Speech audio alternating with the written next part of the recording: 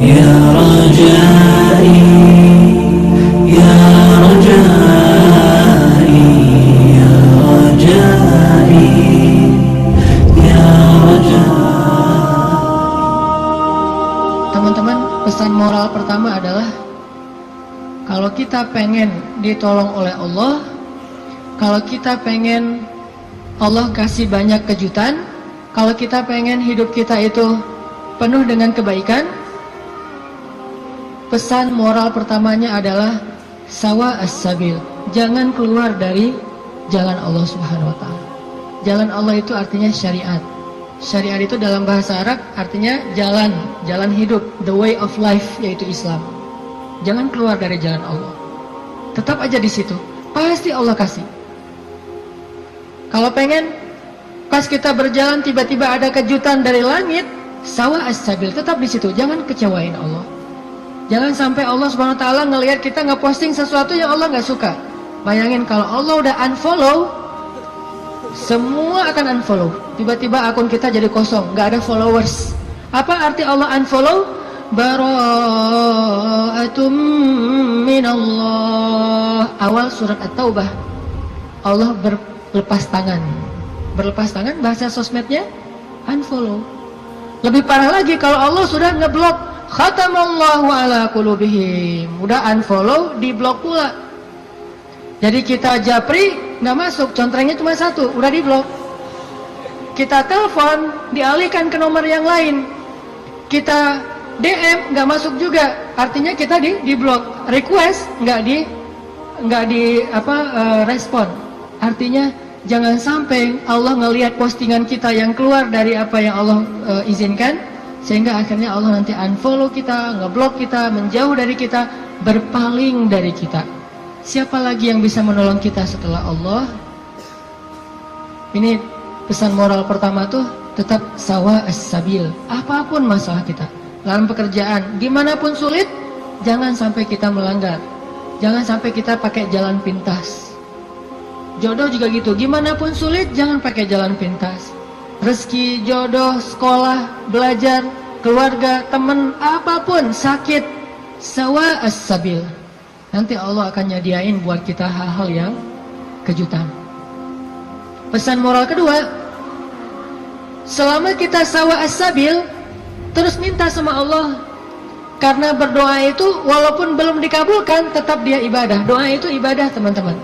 Jadi kalau ada orang yang bilang, jangan banyak-banyak doa, malu sama Allah, mending kita beramal aja. Berarti dia nggak paham kalau doa itu dalam Islam sama seperti orang sholat sunnah 2 rakaat.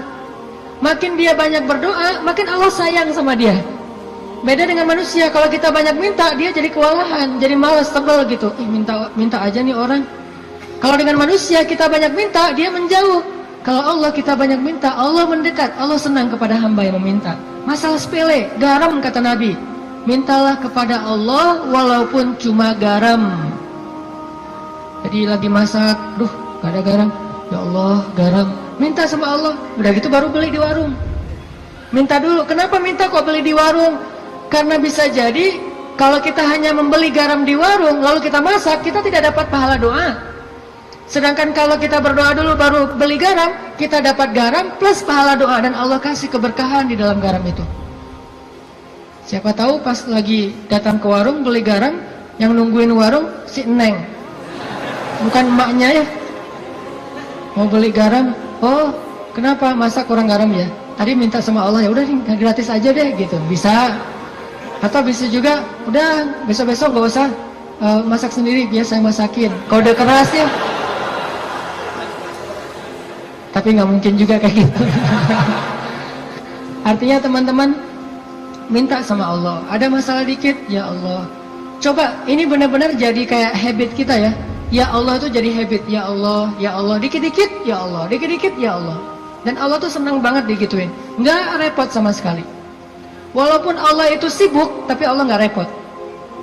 Kulla yawmin huwa fi sya'n, fabi'ayyi ala'i rabbikuma tukadziban. Setiap hari Allah itu sibuk. Arti sibuk memberikan apa yang diminta oleh hamba-hambanya. sibuk mengurus hambanya. Emang Allah senang kok ngurus kita. Jadi kalau kita minta ke Allah itu Allah kayak, ada apa hambaku senang gitu. Bayangin. Walaupun nggak tepat, tapi Allah lebih senang. Walaupun analogi ini nggak tepat, tapi kurang lebih bisa kita bayangin. Allah itu lebih senang kepada hambanya yang meminta kepadanya daripada seorang pelayan di sebuah restoran, di sebuah kafe, yang ketika kita minta sesuatu dia tersenyum, dia ada apa Pak, langsung nyatet, langsung dikirim ordernya.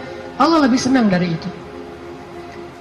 Dan salah satu di antara Nabi yang paling suka berdoa kepada Allah itu siapa teman-teman? Nabi Ibrahim. Allah menyebutkan Ibrahim itu inna Ibrahim la'awwahun halim. Awwahun. Awwah itu bukan awah ya. Awah itu beda ya. Kalau awah justru enggak. Kalau awah mau. Awwahun artinya da'a, suka berdoa. Ibrahim itu ada masalah dikit, ya Rabbi, doa.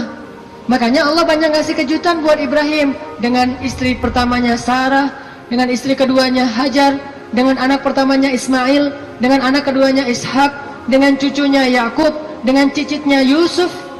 Banyak Allah kasih kejutan buat Ibrahim. Kenapa? Karena Ibrahim sawa as-sabil dan da'a, selalu berada di jalan Allah dan selalu minta sama Allah.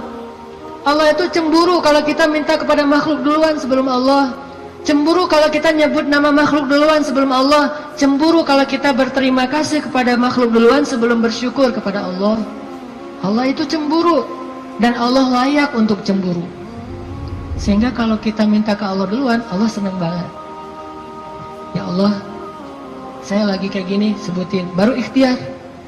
Jadi sehari-hari itu jadikan habit kita itu da'a, dikit-dikit Rabbi, Ilahi, Ya Allah, Ya Tuhanku, gitu.